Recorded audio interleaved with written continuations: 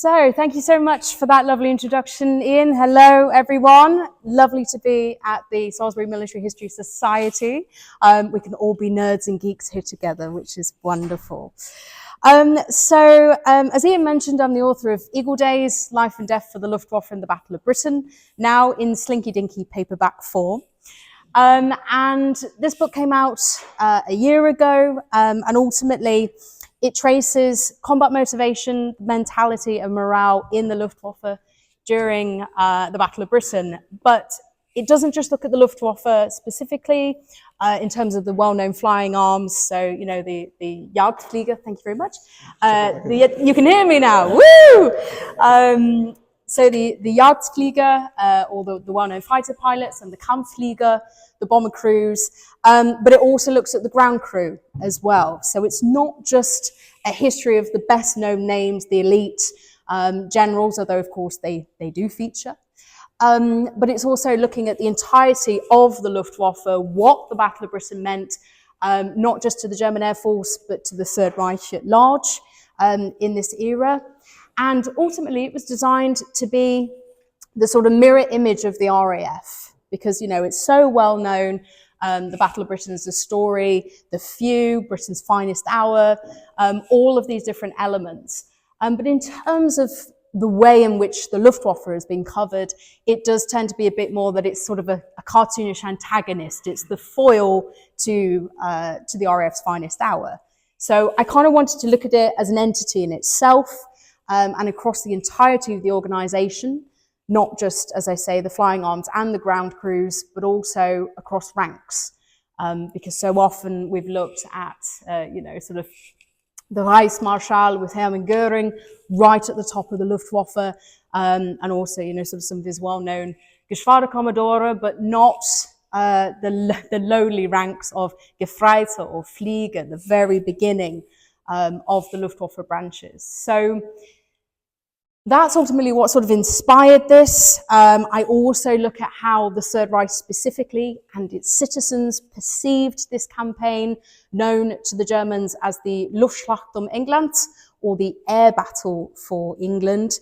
And ultimately it draws on everything from newly translated Luftwaffe field letters, so the field post that was being sent by the men back home to their families in order to gauge their combat motivation, their experiences and morale, but also war diaries, memoirs, memoranda, and also for the first time kind of looking a bit more into the Korpsluft, which was sort of the cooperation between the German army and the German Luftwaffe, to get a little bit more of a multi-dimensional view on the Luftwaffe in the campaign.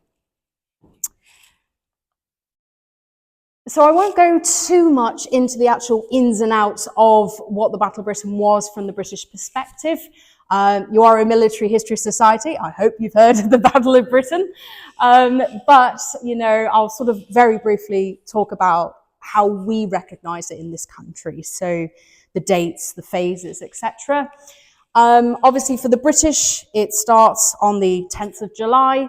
We go through that first phase, that Kanalkampf, or the Channel Battle, in which the Luftwaffe starts its attacks against Channel Sea traffic. That's followed, of course, by the Adlerangriff, or the Eagle attack, which perhaps gets quite a bit more scrutiny. I try to give a little bit more time to the Channel Battle in this book, because it often tends to be glossed over in favour of the Eagle attack, and of course, Eagle Day itself. On the 13th of August 1940. And then we have a fairly sort of clear distinction between the Blitz, which starts, of course, in fairly early sort of September 1940 and stretches to May 1941. But we often see it as being a separate campaign to the Battle of Britain itself, which is seen as concluding on the 31st of October 1940. For the Luftwaffe, actually, it's a little bit more complicated. So the order comes through from Göring to start attacking Channel Sea traffic on the 2nd of July 1940. So for them, this is the moment that the Luftschlacht um England begins, and that's well over a week before British dates. They then go into the second phase. They identify the heightened German and British dogfights, the fighter clashes, running from the 24th of July to the 8th of August. We get the Adlerangriff around the same time. The Germans recognize this as Eagle Days, starting from the 13th of August. Where there's quite a big difference is that the Luftwaffe puts the Blitz and the Battle of Britain together. So they consider the two being part of the same campaign, which when you look at the objective, when you look at the end goal, ultimately it is to remove Britain from the war, whether that is forcing its politicians to the negotiating table or whether that is indeed launching Operation Sea Lion, an amphibious invasion of Britain. But the goal does remain the same, and they see the Blitz as being part of this war aim to try and knock Britain out in whatever way it can. So they see that as being part of it. So to them, this is a 10-month campaign. To us, it's more of a 4-month campaign. And I think it's important just to make that distinction, because ultimately, when looking at Luftwaffe morale and combat experience, we can see just how exhausted they are, even if it's mainly the bombers that actually take on that final phase from the end of October 1940. It still shows the full extent of the disappointment and the disheartened nature of this campaign for the Luftwaffe. So why is it important to look at the Luftwaffe's combat motivation, its experience, and its morale in the Battle of Britain? Well, I mentioned earlier about this mirror that I wanted to give to the RAF, to Fighter Command, during the Battle of Britain. And I think one thing that you might be struck by in this image is that if you changed the collar tabs, changed the shoulder tabs, took off the Balkan Cross, the swastika off the Bf-109s, it would look really, really similar to a Fighter Command scene from the Battle of Britain. And I think it's important to recognise truly who did Fighter Command actually come up against? What was the opponent? How did they perceive their chances of success? And how did they really perceive this campaign? Did they see it as ultimately trying to force that political surrender to sort of terrify the British into surrender or seeking for peace, suing for peace? Or was it that they felt that it did need to be annihilated? Really, did it need to be forcibly taken in the way that we'd seen in Poland, in France, in the Low Countries, in Norway, in Denmark, leading up to the Battle of Britain? And I think also an important point is that the way that the Luftwaffe has been covered by historians tends to focus on the operational minutiae. Now, you're a military history society, I'm a military historian, we like the minutiae. It's one of those details that we like to delve into. And this book isn't a criticism on that. But it is also pointing out that when you're looking at a very specific commander, when you're looking at specific units, when you're looking at all of those sort of specific small chess pieces on the board, you do start to lose the overall picture. So this is why I've tried to sort of make this a little bit more holistic, pull it out, look at what the Battle of Britain actually meant to the Germans, to the Luftwaffe, and ultimately to kind of to plug that gap in the lopsided historiography.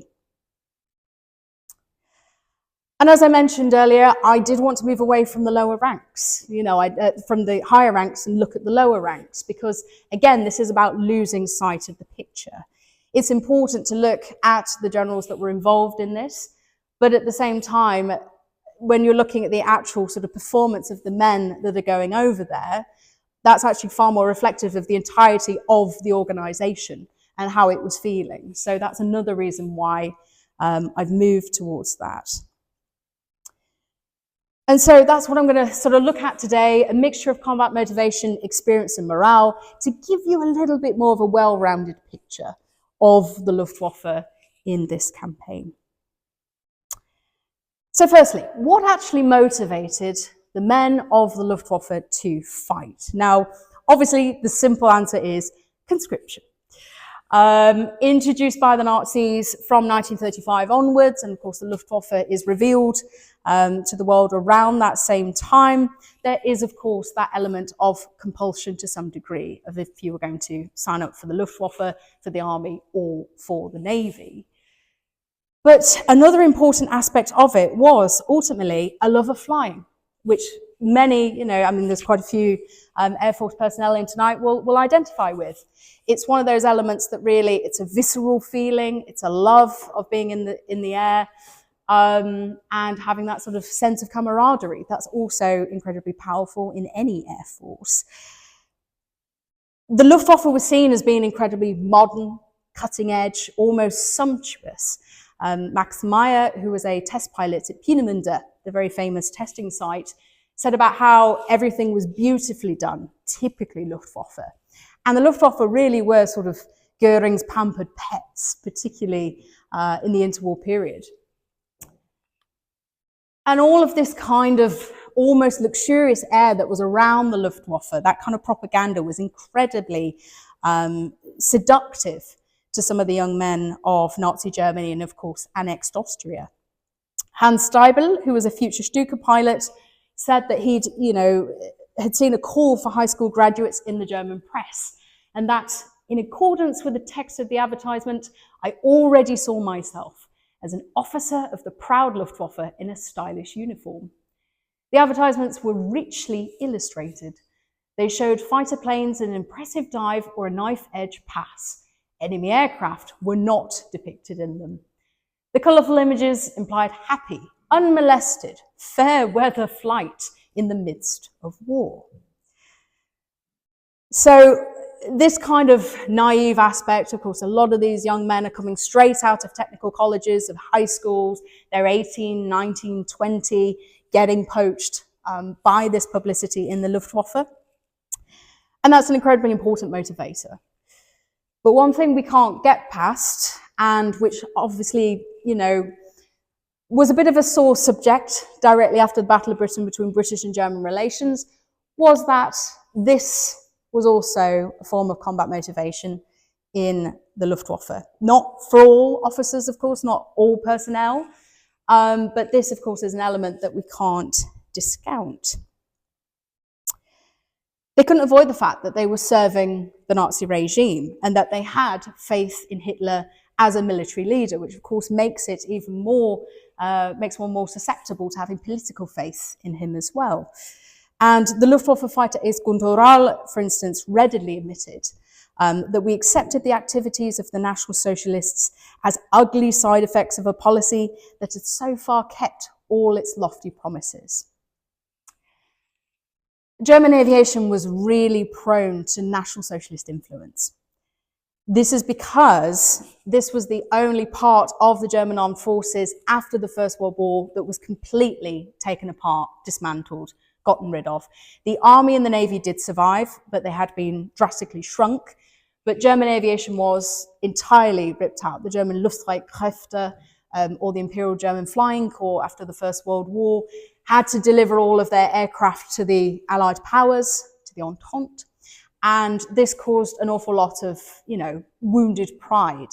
The fact that in some cases they were even crashing their aircraft deliberately upon landing, simply to spite the Allied powers. So this was a really sort of painful, visceral wound for a lot of German aviators. And so when the National Socialists come to power, when you've got Hermann Goering as a key, as a sort of a fighter pilot, a hero of the First World War, at such a prominent position of the Nazi Party, and sort of in the late 1920s, early 1930s, really advocating for German aviation in the Reichstag, you can see how they started to fall prey to that influence. Of course, the Luftwaffe's faith in the National Socialists as their military leaders had also been had been consolidated by all of the military victories that had led up to the Battle of Britain. This had started, of course, with the successful intervention of the Luftwaffe, or more specifically the Condor Legion in the Spanish Civil War from 1936 to 1939. We can obviously get more into that, into any questions afterwards, because that in itself is fascinating, and the book delves into that quite a lot as well, to see sort of how far the Luftwaffe had benefited from its experiences in there. They'd also accumulated a lot of experience and a lot of confidence after Fall Weiß, or Case White, the invasion of Poland in the autumn of 1939. And then, of course, with Operation Wehrseeübung, so Norway and Denmark, and then, of course, Fall Gelb and Fall Rot in France and the Low Countries. So they'd had all of these victories, one after the other, the world completely stunned by this sense of momentum and this military prowess that was seen as being unprecedented in this Blitzkrieg, this lightning war. And there was an unknown Stabsfeldwebel, a warrant officer with the Luftwaffe transport column of 9-7. In France, on the 19th of June 1940, he wrote to his wife and said, "Isn't it fabulous what our soldiers are doing under our God-given Führer? It just borders on the impossible. It's the same for all of us. You can hardly believe it. The boldest predictions are exceeded. May this great experience, which is given to us, purify and strengthen us inwardly, so that we never become weak in fulfilling our duty. That is my oath." So some of this combat motivation comes from sheer belief in the cause. It's seen almost as being, God-given, and the sort of God-given right to be conquering different nations. And of course, Hitler was very careful to sort of present himself as being this messiah to the masses. And indeed, he'd used aviation to do it. When he'd been on some of his original campaign trails in the 1930s, he deliberately embraced aviation, aircraft, and having that sort of modern presence to add to that feel. And another form of combat motivation that's important, which I think we perhaps tend to dismiss because we see Bomber Command's early offensives over Germany as not being all that successful in the early years. Eagle Days challenges this a little bit when looking at German morale in response to them on the home front. There was a lot of rage among the Luftwaffe at seemingly indiscriminate British air raids that had started against German territory as early as July 1940. Now, of course, a lot of this was attributed to the fact that Bomber Commander didn't really have, useful navigational aids in this era, that bombing was incredibly inaccurate at this time. And of course, they were tending to try and go for ports and sort of military objectives. But of course, sometimes they were hitting dwellings accidentally, civilian infrastructure. And this sort of led to this idea that there was indiscriminate bombing. So when we do start to get actual British retaliation for for the attacking of Britain, and for the sort of the beginning part of the Blitz towards the end of, well, not the Blitz, but the sort of the exchange between the two sides towards the end of August 1940, there's a really interesting letter from a Luftwaffe air signalman who's based in France, and he writes to his wife after some British bombs have been dropped in Berlin, "Well, what is particularly important to me? You. I'm so worried about you. There are now so many bomb attacks on Berlin." Now, before I go on, obviously, we tend to think of Germany in that sort of perspective of, we're thinking of Hamburg, of Dresden, all of those events, but of course, they haven't happened. They've not been used to being bombed directly, whether it was intentional or not, by the British. And so, in that sort of context of 1940, this was quite shocking. He says that only yesterday, about 150 bombs dropped on residential areas. There were quite a few fires, and you never find out which parts of the city are affected. But I don't have a moment of peace here anymore. They're bombing in Berlin, and we can't catch the dogs. Anyway, I'm telling you, if our house were to be hit, every house in England that I can get my hands on will burn.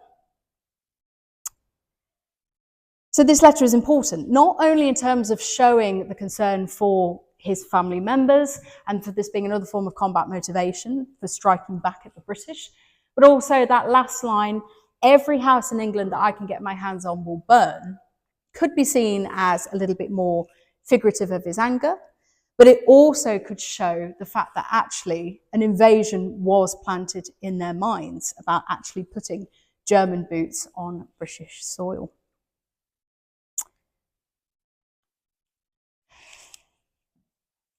So, what did the Luftwaffe actually believe that it was fighting for in this Luftschlacht um England, in this air battle over England for England?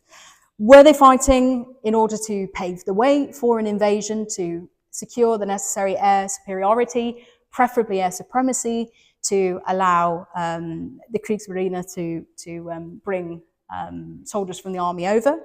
Or did they think they were going for a political settlement, trying to intimidate the British into suing for peace without, not, either having to completely try and obliterate it or pressure it enough to sue for peace?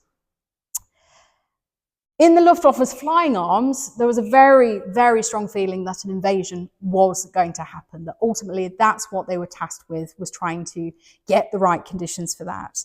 And Hans Eckerhard Bob, who was a Bf-109 fighter pilot, he mentioned, of course, that every time the Luftwaffe were passing over certain parts of Calais to attack Britain, they were going straight over the invasion barges that were being collected, were being assembled by the German Navy.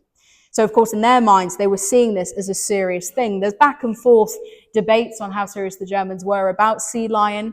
I do go into some of the detail of just how planned it was, even if the Germans were never fully committed on it. But ultimately, they saw the physical proof with their eyes that surely there's invasion barges here. It's probably going to be going ahead fairly soon. Kurt Scheffel, who was a Stuka pilot, so a dive bombing pilot on the Junkers 87, he also mentioned, of course, that they have the visual view of Dunkirk as well. They could still see all of the equipment that had been left behind by the British Expeditionary Force following their evacuation at Dunkirk. And so again, it was adding to their kind of idea in their minds that surely Britain was really on its last legs. And so this was important in terms of shaping their morale by that sort of going into July 1940. And of course, what's interesting as well is that there were Luftwaffe prisoners whose conversations I document in this that did speak of having actually practiced with Sea Lion measures. So there were reports of some that had been tasked to drop smoke bombs, smoke screens, who had been involved in some of the exercises and maneuvers as well. So ultimately, to many of the Luftwaffe men that were flying, at least, they did think an invasion was coming. Now, this contrasts quite a lot with what some of the Luftwaffe personnel claimed after the war. Generalflieger Paul Deichmann, for instance, said that, ultimately it was meant to be a political decision. It was never about Sea Lion. It was not about an invasion. The famous Sea Lion was only an idea, is what he said. But as I sort of go into more detail in the book, the Luftwaffe was still looking into Operation Sea Lion and planning for it by the spring of 1941. It's not to the same degree, the same fervour, the same conviction as it was in those peak summer months of 1940, at the time when they were fully expanding the Fallschirmjäger, or the German paratroopers, to their fullest by the end of August 1940. But it's still one of those elements that I feel there's far too much planning into Sea Lion that ultimately makes that he's sort of trying to revise what the German intentions were to try and make himself look better, really, and the Luftwaffe after the end of the war. So I've been looking mainly on combat motivation, touching a little bit into experience, but I think before I move on to looking at morale and experience in a little bit more depth, I just want to go a little bit more into recruitment and motivation. So I think one element that's often ignored is what was actually the impact of this Luftschlacht um England on Luftwaffe recruitment, on appealing to the youth of Germany to deliberately become airmen and to become ground personnel. And of course, you know, there are the fighter ace victories that are incredibly potent in this regard, the likes of Adolf Galland, Werner Mulders, Helmut Fick. All of these different individuals have a potent impact. They are the poster boys of the era, and obviously presented very similarly to the dashing real crew men of fighter command. But I think what's interesting is that the Luftwaffe always placed far more emphasis on the entirety of the organisation, and they sort of tended to poke fun at British classism and all these different elements. And so they were very sort of careful in their propaganda to also celebrate the flyers who don't fly, but also those that weren't the immediate fighter ace picture boys. And I think the kind of impact that this propaganda has is really shown by this. This is a quote from Klaus Däumling, who was a 16-year-old schoolboy watching the Battle of Britain. And he later flew as a bomber pilot in the reformed bomber wing Kampfgeschwader 100 Viking. He said when he was watching German newsreels that what captivated me even more were than the fighter pilots were the bombers flying in formation against England, which was shown again and again in the newsreels in the cinemas. We were also often shown footage of how the crews worked in the planes and how the pilots controlled their machines. All of this affected me as a young person to such an extent that I developed an almost irrepressible desire to be able to fly such a bomber one day. And as the war continued, with its ever-increasing German successes, my wish became a vision. And so I think this is a dimension when we're looking at what the Luftschlacht um England meant to the Luftwaffe, but also to the Third Reich. This is a social phenomenon. You know, this isn't just there's one group of German Luftwaffe units on the French coastline, and that's pretty much where the war stops. No, there is an entire propaganda publicity machine behind the Luftwaffe influencing the lives of German youths that are keeping up with the campaign. So you've got young German and Austrian schoolboys, as you can see here, they're sort of tracing the early part of the Blitz, well, not early, but a little bit into the Blitz. And so this isn't just important in terms of propaganda and of sort of, you know, instilling that heroism into the boys, but also it's just a practical part of everyday life. You know, these boys have got to understand why their fathers have gone to war, why their brothers have gone, their uncles have gone. And ultimately, the Battle of Britain was used as a case study for that, to explain exactly what they were doing and ultimately what they were trying to achieve. So, got a little bit into motivation. We're going to go into some experience, which is the more sort of classic nerdy stuff, you know, kind of looking into fighter tactics and aircraft and all that good stuff. I want to firstly go into the advantages that the Luftwaffe held in the Battle of Britain, because ultimately we've got to look at where some of its early confidence came from. One of the aspects, of course, was the fact that, as I mentioned earlier, the Luftwaffe had generated a lot of combat experience from the Spanish Civil War onwards. And one of the most important aspects of that was, of course, its development of fighter tactics. The Luftwaffe developed what was known as the Schwarm. It was later adopted by the RAF and known as the Finger Four. And ultimately, it was a system of two pairs, or two rows, sort of rotten, these two pairs, that flew together. And ultimately, they were quite different to what was known as the Vic formation for fighter command in this era, which is 3 aircraft pretty much in an arrowhead. The Luftwaffe had a lot of advantage from this because the Schwarm was far more flexible. It allowed not only for a better view of the horizon, so having, you know, being further spread out and also having 4 pairs of eyes on it rather than just 3, but also it allows for more tactical flexibility in terms of being able to peel off and have more options than you do being caught in a rigid formation like the Vic. And the Germans used, you know, one of the most classic advantages in this era, which was altitude, and of course the sort of level of rate of climb. As Pilot Officer Charles G. Frizzell of No. 257 Squadron recalled, Their tactic was to wait high on the perch, a few thousand feet above the bombers they were escorting, and then they would swoop down in pairs on an unsuspecting Hurricane or Spitfire, and within 2 seconds have either shot it down or climbed up again to wait for another attack. They reminded me of Tennyson's eagle, who watches from his mountain walls, and like a thunderbolt he falls. It was a form of backstabbing, and then when we had the chance, we did the same thing. So there's sort of, when we're looking at kind of the advantages of the Luftwaffe, yes, it holds the initiative. It also, as we can see here, they were utilizing a lot of their earlier combat experience. The RAF was chasing a bit to catch up.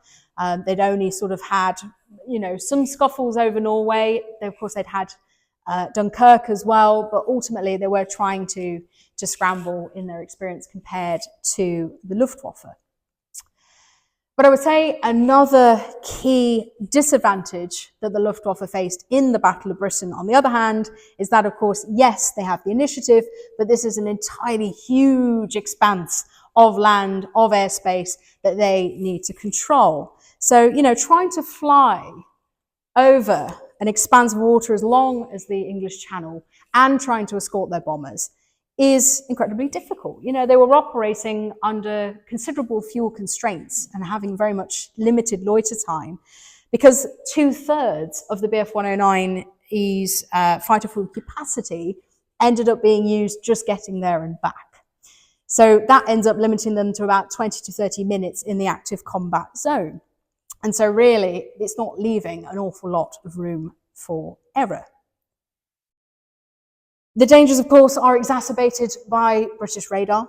The well-known Dowding system, which of course includes, or rather radar is implemented into the Dowding system, so chain home low, allowing for the detection of enemy aircraft at different altitudes.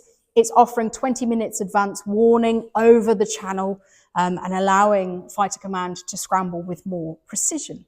Now, of course, it's not perfect. We're in the 1940s. It was prone to interference from weather and other different difficulties, but it was a huge blow to Luftwaffe morale because early on in the Battle of Britain, they weren't fully aware of its existence. The Germans had very, very sensitive radar, but their sort of frequencies were so sensitive that when they tried to scan Britain before the Second World War, to try and detect radar around its coasts.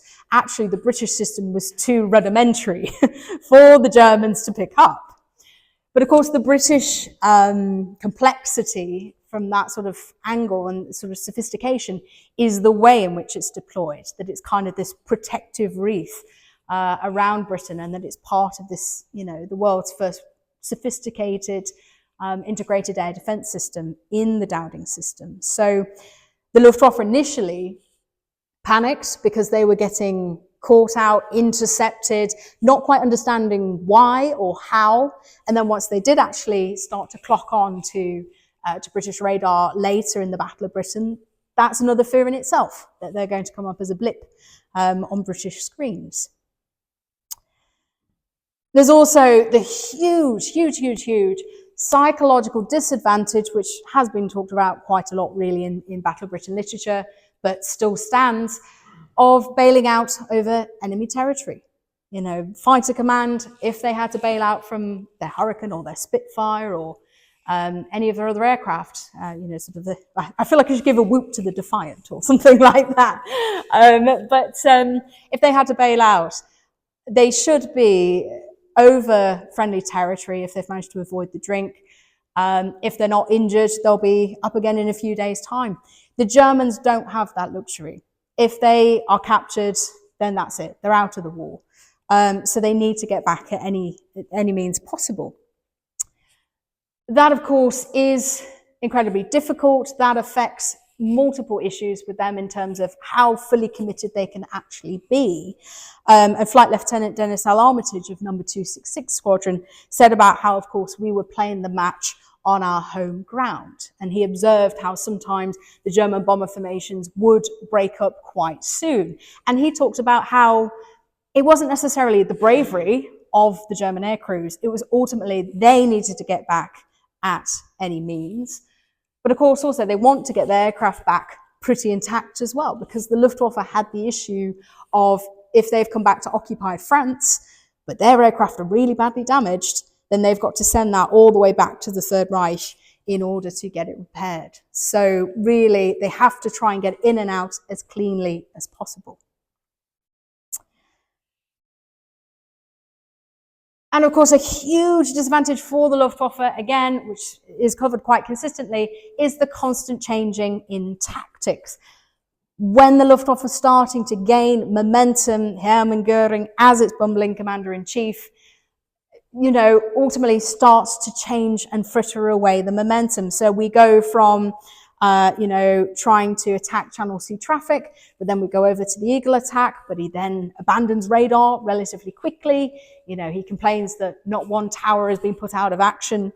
He moves to fighter bombers and to the Blitz. And so this constant oscillation of where the Luftwaffe should be focusing and then sort of tasking its men with so many different objectives all at once is a huge headache for the Luftwaffe to contend with.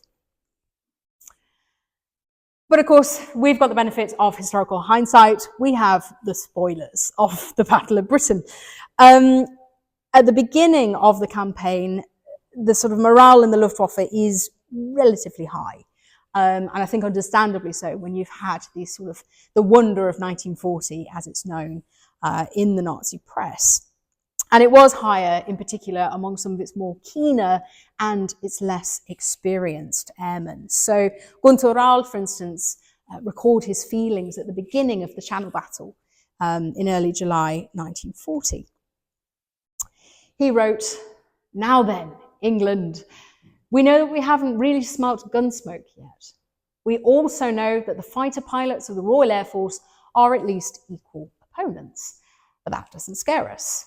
On the contrary, we are eager to fight. The British are not invincible. We must have caused terrible trouble over France. Burning shipwrecks are bobbing in the Channel, and every day German Stukas attack the enemy's merchant fleet, which cannot be effectively protected by naval flak and over, nor by destroyers or enemy fighters. A few more days, and the strait will be impassable. Then an essential prerequisite for the invasion will be created." But of course, tensions had been bubbling for quite some time with the Luftwaffe's volatile commander. His exasperated fighter pilots were constantly coming up against him. They wanted to move more into the Feierjagd, or the free hunt, and to sort of go out ahead of the bombers, go and have a full fighter sweep, try and clear the way, let the bombers go through. And Gunther Rahl, as I sort of explained in the book, he sort of describes it as, you don't let hedgehogs get squished by a car on a motorway. You have to actually block what's coming towards you and then let the hedgehogs go through. So that's ultimately the way in which they saw it. But of course, Göring had other matters. He wanted the fighter escorts very tightly close to the bombers, and this caused multiple issues because they're trying to escort bombers and dive bombers that are far slower than themselves. Indeed, already by the autumn of 1939, the cracks are starting to show in the Luftwaffe leadership. We so often think that it is the Battle of Britain, the sort of squadron of Spitfires comment from Adolf Galland, and all of those different moments that we start to see that tension, those sort of fissures in the Luftwaffe leadership. But actually, already by the autumn of 1939, Steinhoff mentions about the fact that he went to the Reich Air Ministry in Berlin, sat in on a conference on sort of the early ideas around night fighting over the Reich. And when he listened to Göring and all the other men in the room that were all from the First World War, had no experience from the Second World War, he said that Göring sounded as if he was talking about a First World War movie. He was talking about waiting until seeing the whites of their eyes and, all of these different elements. And he said he dared raise one finger.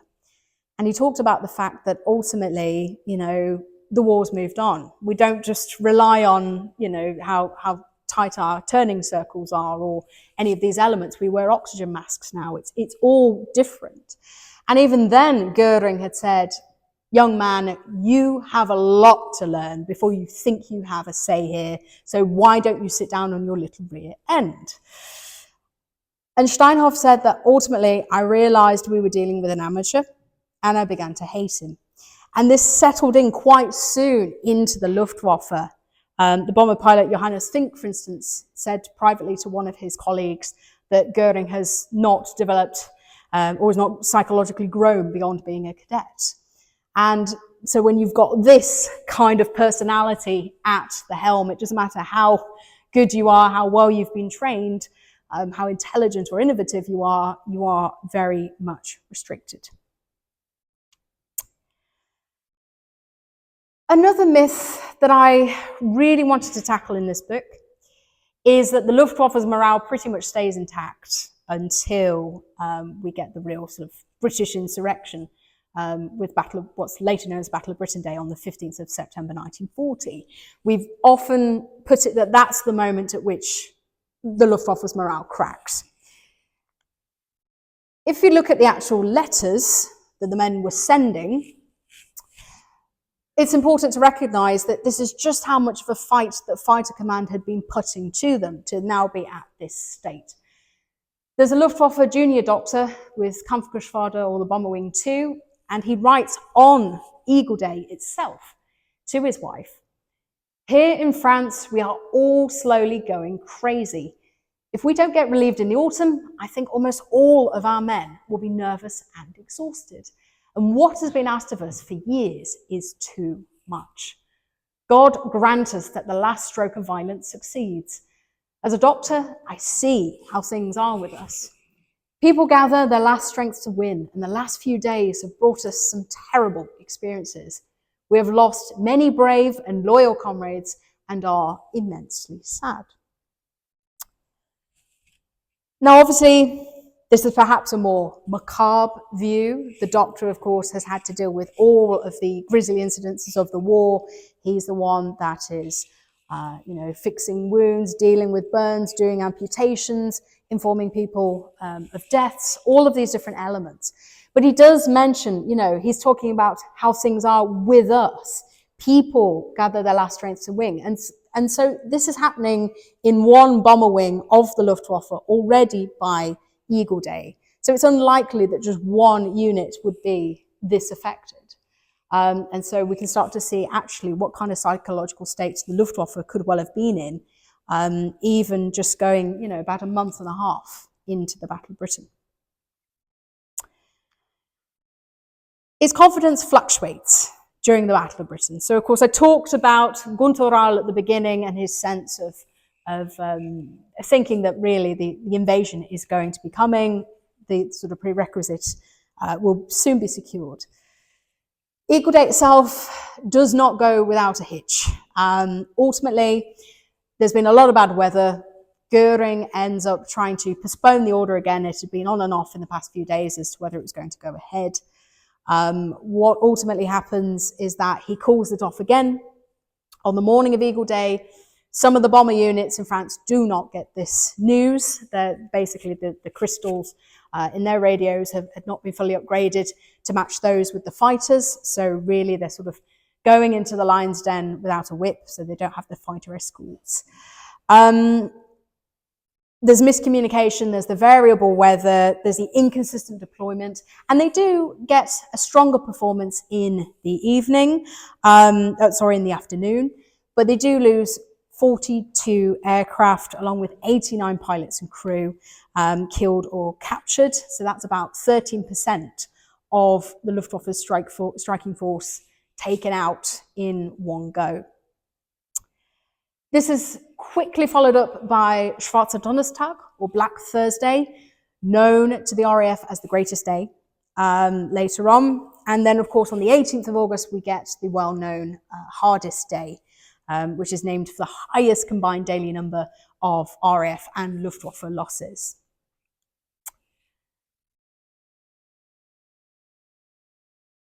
It doesn't fully stay like this. for the Luftwaffe. There is an upswing by the end of August 1940, where the Luftwaffe tends to close in on a 1-to-1 kill ratio. In some cases, for the Jagdflieger, the fighter pilots, this gets to 2-to-1.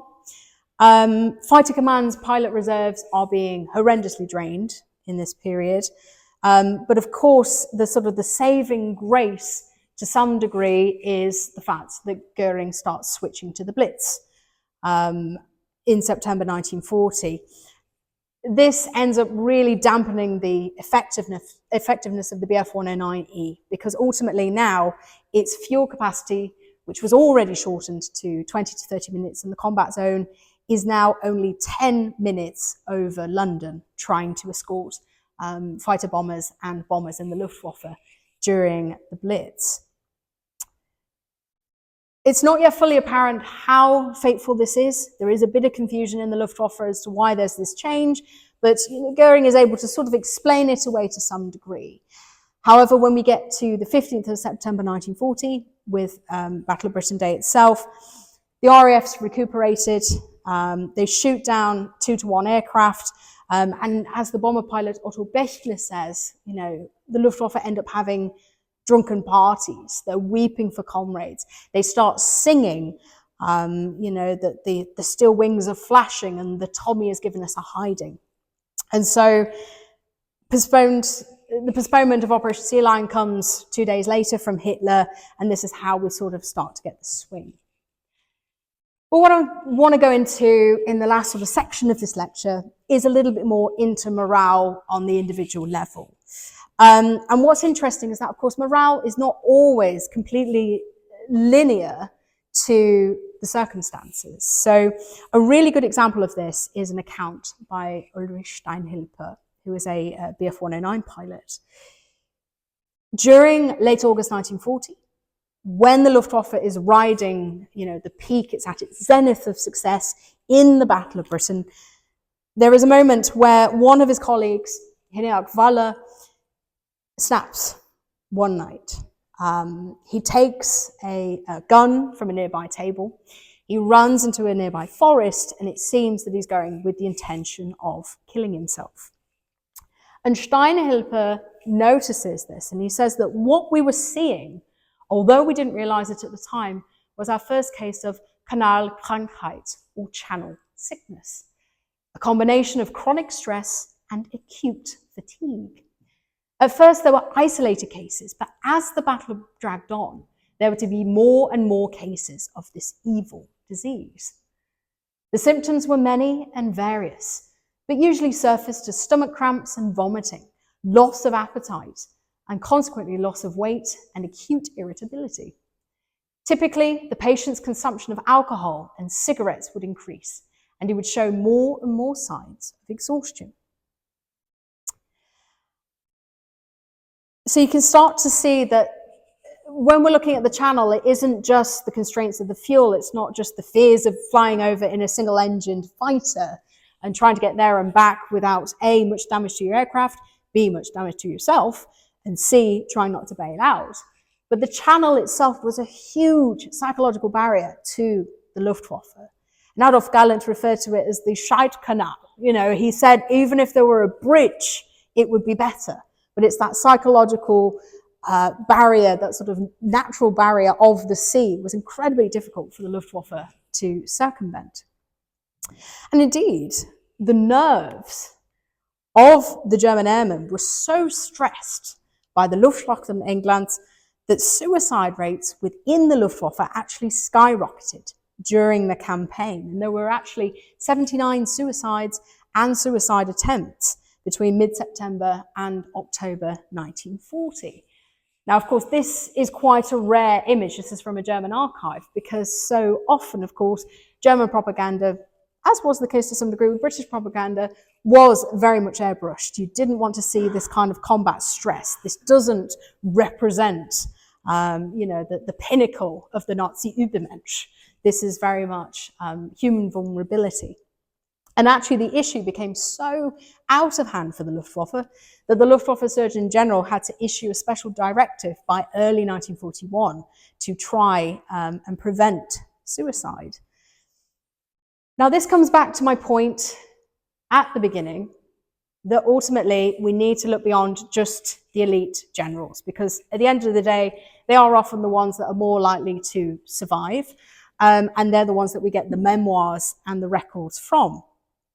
But 91% of these suicides and suicide attempts were committed by non-officer personnel. So this is why it's important to not just take that narrative at face value.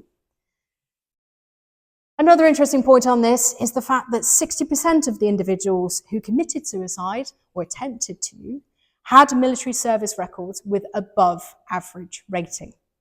So the Luftwaffe psychologist Professor Luxemburger noted that the inflated sense of honor, which rendered even the slightest failure in military conduct unbearable and incompatible with life, was a noticeably frequent cause amongst young and immature officer candidates.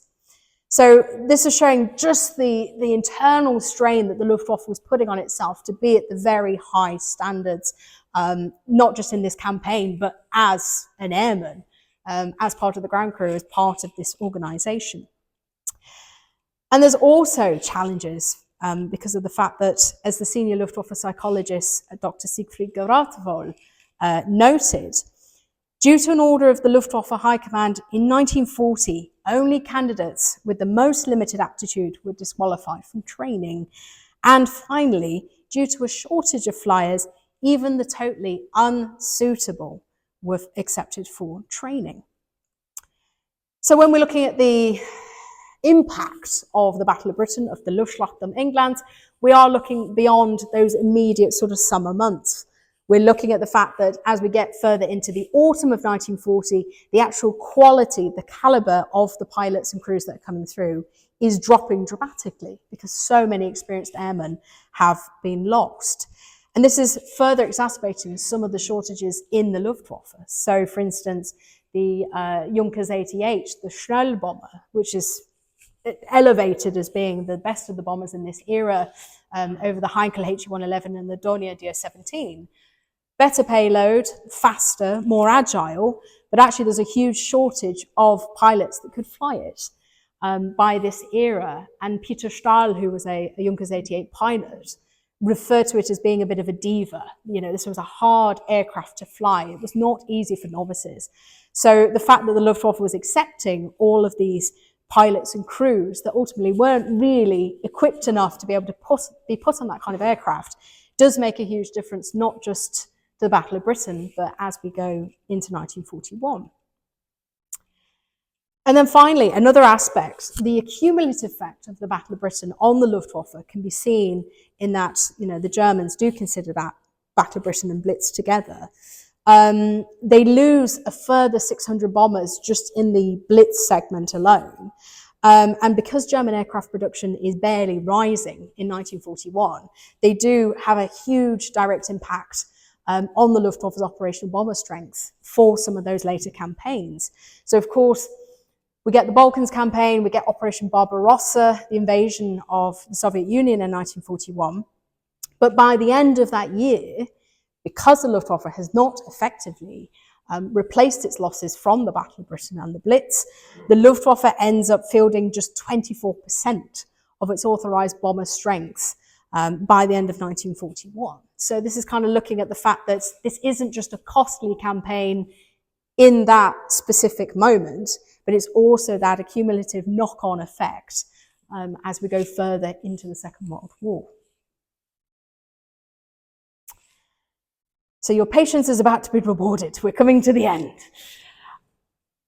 This talk has been designed to show that although it's important for us to trace the traditional operational history of the Luftwaffe, we do need to consider both the human and the psychological factors as well, especially when we're moving away from that kind of elite, from the retrospective voices that have long dominated the genre.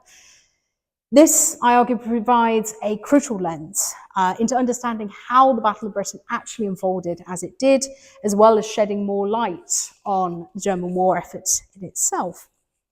As I mentioned here, combat motivations stemmed from a variety of sources. It's a desire to fly, it's a fascination with technology, national pride, but also, of course, it's military and its political loyalty to the Führer, and also a sense of retribution against the English. The Luftwaffe does, however, remain split on what it's fighting for to some degree. Most tend to feel that an invasion is coming. Others are not quite so optimistic. It enters the battle wielding key advantages, such as operational momentum and the ability to actually dictate its engagements. But its morale does fluctuate significantly throughout the campaign. And that kind of early optimism that we see from some of the bright young things like Gunther Rahl does soon give way to exhaustion and to disillusionment. And as I sort of mentioned with that letter earlier from Eagle Day, from the assistant doctor, that does tend to happen a bit earlier than historians normally acknowledge. I suppose one of the main takeaways is that I've tried to show that even in well-trodden fields, there's still much to be done. And this is why people like myself, but also people like yourselves, looking into all these different areas and campaigns and reading around them and working with archives and all of these different elements are always fundamentally useful. But I think the main point I sort of want to bring in to the present day, to the 21st century, is that militarized nationalism and sort of air power being used to enforce political agendas isn't something from the past. It's not an echo from the past. It's something that still is a timely warning for today's world as well. And I think only by actually outlining how air forces can be persuaded, cajoled, flattered, and in some cases coerced into doing the bidding of politicians, can we really be brutally honest about how such wars are able to emerge. But I think perhaps in a bit of an uplifting way, after all that doom and gloom and fighting and suicide rates, one of the benefits we can take from this is the fact that there are limits to state-driven propaganda in the face of a defiant and a dogged adversary like the RAF, and that even the most formidable of air forces have their breaking points. Thank you very much.